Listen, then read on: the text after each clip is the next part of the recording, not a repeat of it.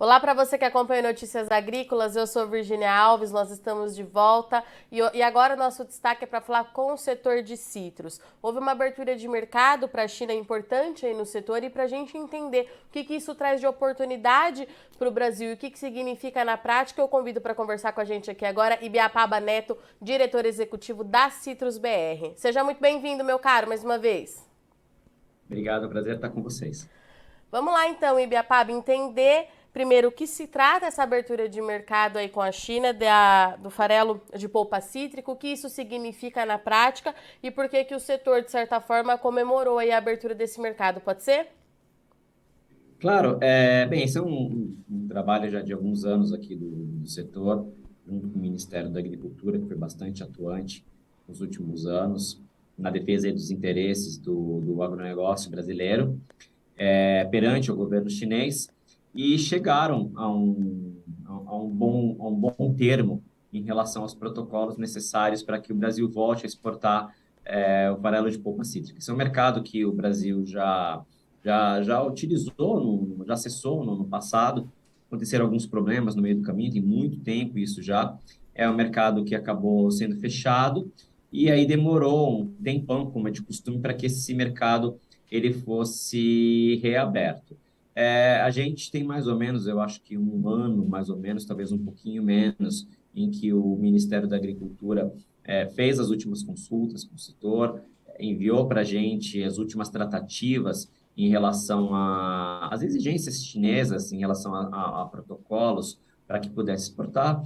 A gente deu devolutiva para o Ministério da Agricultura, que finalizou as negociações com o governo chinês e agora te recebeu essa boa notícia de que o mercado está reaberto. Bem, o que significa? Significa mais uma opção para o exportador brasileiro. O farelo de polpa cítrica, ele é um alimento para ração animal. O Brasil é um grande produtor de carne, portanto, é um grande consumidor deste produto no mercado doméstico, mas fica também a opção de exportação, caso haja excedente, caso haja vantagens do ponto de vista, de repente, tributário, para que você exporte. Então, tem uma série de contas ainda que o setor precisa fazer para ver se compensa, o que não compensa, e aí se rentabilizar da melhor forma possível. Era isso que eu ia te perguntar, Ibiapaba. A gente não consegue ainda, então, nesse momento, saber em termos de volume, como é que esse mercado deve seguir. A gente vai ter que aprender como é que ele vai funcionar na prática, é isso? Exatamente, até porque, Virginia, o que que acontece? Neste momento, as empresas ainda estão se cadastrando no GACC, né, que é o General Administration of Chinese Customs, que é a aduana chinesa que cuida de todas essas questões. Então, tem um prazo agora para a turma se cadastrar, enfim, tem umas questões burocráticas ainda a serem vencidas antes das exportações começarem. E aí cada empresa, cada exportador vai olhar ali o que é mais interessante, enfim, traz mais margem para o negócio, e aí pode optar tanto pelo mercado interno quanto pelo mercado externo para a China. A China é um grande comprador, tenho certeza que é um mercado aí que vai demandar bastante farelo de polpa cítrica, e aí a gente vai vendo aos pouquinhos como é que esse mercado ele se comporta. Depende também da demanda, quer dizer, que é como é que o importador vai começar a fazer esse tipo de encomenda, então tem um tempinho ainda até a gente entender como é que esse mercado vai funcionar. E Biapaba, em relação à abertura de novos mercados, né? Tem mais alguma outra atividade, algum outro trabalho nesse sentido sendo feito pelas lideranças do setor nesse momento? A gente pode ter novas boas surpresas nos próximos meses? Olha, boas surpresas são sempre bem-vindas. A gente tem uma pauta longa aqui no setor a respeito de oportunidades. O que a gente precisa entender? Suco de laranja, por ele ser um produto minimamente processado ou por passar por um processo mínimo de processamento, ele não tem uma série de barreiras que as frutas enfrentam. Então, as frutas elas têm todas as doenças quarentenárias que muitas vezes impedem um acesso a um determinado mercado por questões fitossanitárias. No caso do suco de laranja, isso não existe, o produto ele é pasteurizado ou concentrado. Então, você não tem risco de exportar nenhum tipo de praga ou doença que ofereça risco à agricultura de outros países. Então, nesse sentido, o que a gente chama de SPS, que é o Tratado Sanitário e Fitossanitário da OMC, não existe problema com o suco de laranja. O que existe problema em alguns mercados são questões tarifárias. Então, por exemplo, a própria China, a gente tem ainda alguns desafios para vencer em relação a tarifas cobradas em determinados NCMs, que são os códigos de exportação para cada um dos produtos, e cada produto ele tem um código e uma tributação diferenciada, e tem uma série de regrinhas que podem facilitar ou dificultar a exportação. E você tem questões de tarifárias também em outros mercados. Por exemplo, vou dar um exemplo aqui de um mercado que tem tudo para ser uma nova China no futuro, que é a Índia, mas que tem uma tributação que é completamente maluca. Então, para você exportar para a China, a tributação total ela chega a 68% ad valorem, ou seja, em cima do valor que você exporta, tem que colocar mais 68% de custos que você tem que pagar para o Tesouro indiano. Então, isso praticamente inviabiliza o mercado, porque o produto chega por um custo muito elevado, e aí você precisa de uma massa de renda muito grande ali para consumir aquele produto, e por mais que a China tenha mais de 1 bilhão de pessoas, ainda assim é um país em desenvolvimento, que tem uma série de desafios.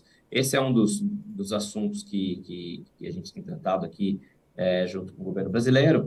Outro exemplo também é o acordo Mercosul-Coreia do Sul, é um acordo bastante esperado aqui pelo setor do suco de laranja, principalmente porque a Coreia do Sul é um país que já consumiu mais suco de laranja do Brasil e que hoje compra basicamente dos Estados Unidos e da União Europeia, justamente por conta de acordos bilaterais. Enquanto esses dois países eles têm tarifa zero para exportar para a Coreia do Sul, o suco de laranja brasileiro que não tem acordo bilateral, ele sofre uma penalização de 54% ad valorem, o que também praticamente inviabiliza o mercado, você tendo outros fornecedores ali acessando o mercado a tarifa zero.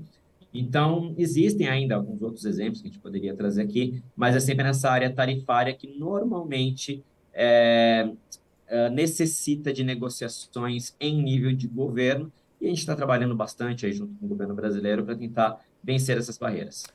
E Biapaba, você sempre fala aqui pra gente que a gente precisa acompanhar muito de perto a questão do México, como é que o México vem se comportando, se posicionando nesse mercado internacional, né? Qual que é a sua posição, atualização referente a isso? A gente ainda precisa continuar acompanhando? Tem alguma novidade por lá que vale a pena destacar hoje? Olha, aconteceram alguns movimentos interessantes ali no mercado americano.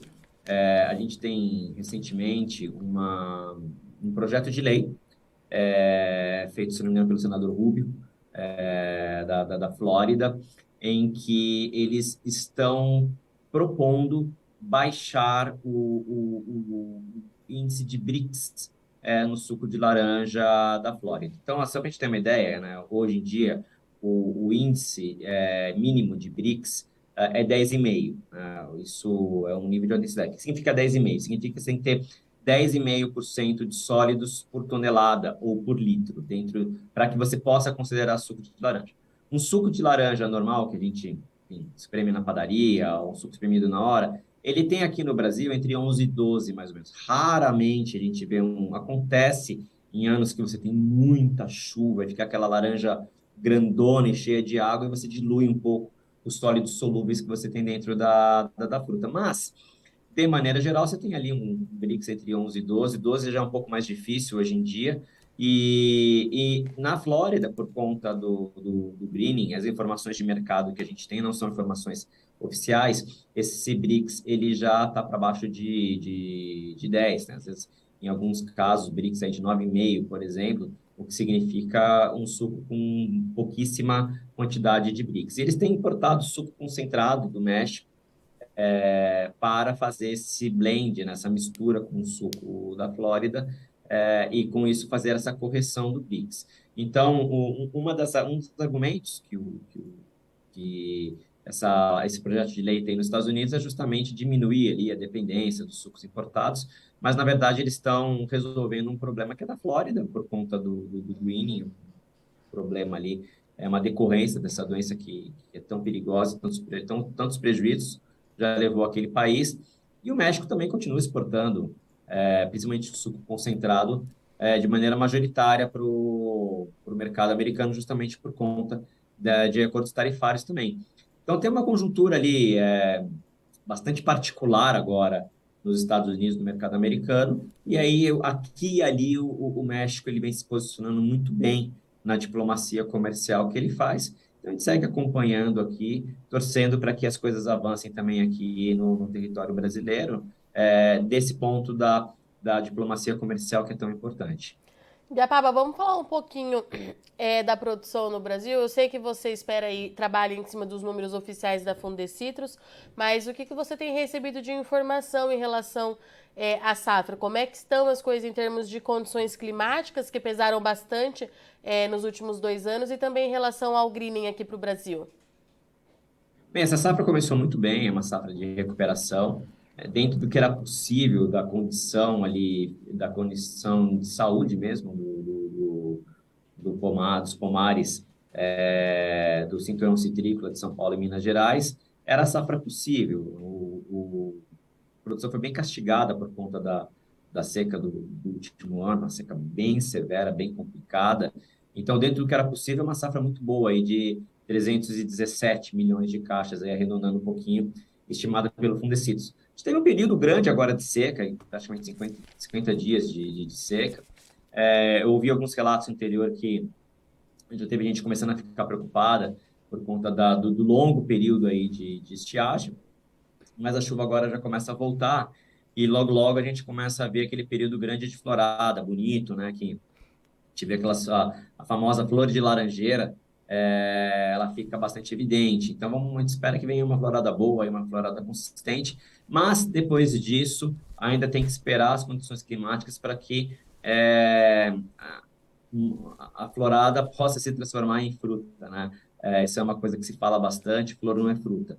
Então, entre a flor e o fruto é um caminho muito longo, muita coisa pode acontecer, muita coisa acontece. Só uma pequena parte ali, de no máximo 5% das flores que saem nesse período de floração acabam realmente se transformando em frutas que são colhidas. Então, é uma jornada bem grande para que isso se torne, para que a flor se torne realidade em suco.